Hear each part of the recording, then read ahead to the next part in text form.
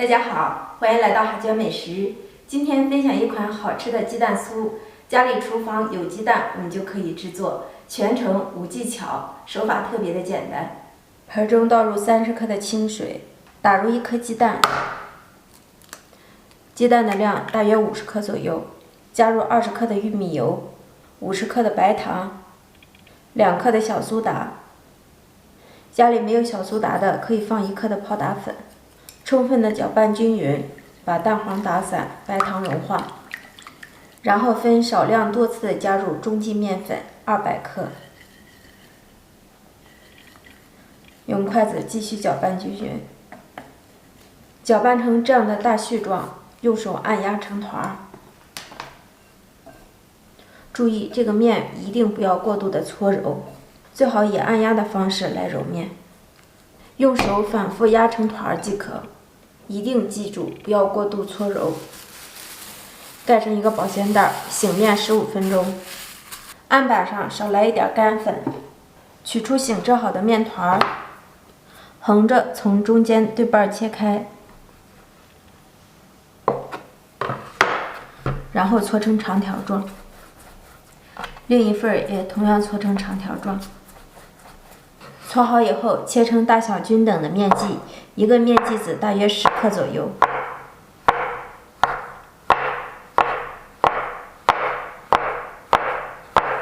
把每一个小面剂都搓成小圆球，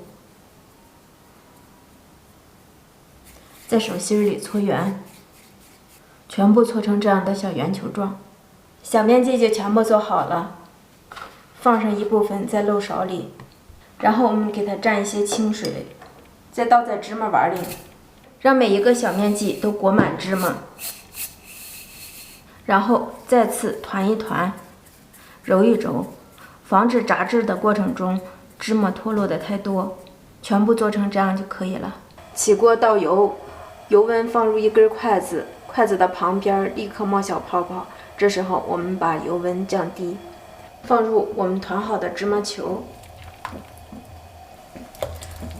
放入芝麻球后，我们用漏勺给它推动一下。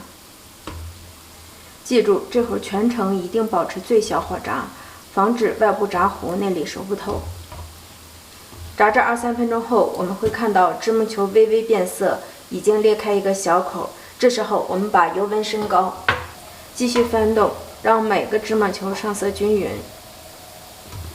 大约炸至5-6分钟的样子，我们看到所有的芝麻球慢慢的颜色越来越好看，变成这样的金黄色，所有的芝麻球都开口了，这样就可以了。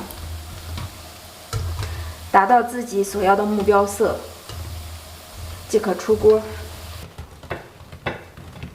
朋友们看一下，我用了200克的面粉，炸了满满的一盘，小小可爱，酥脆又好吃，孩子们一口一个。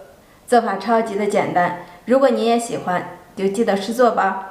看一下这酥脆的程度，特别的酥，外酥里软，做法简单。谢谢您的收看，我们下期见，拜拜。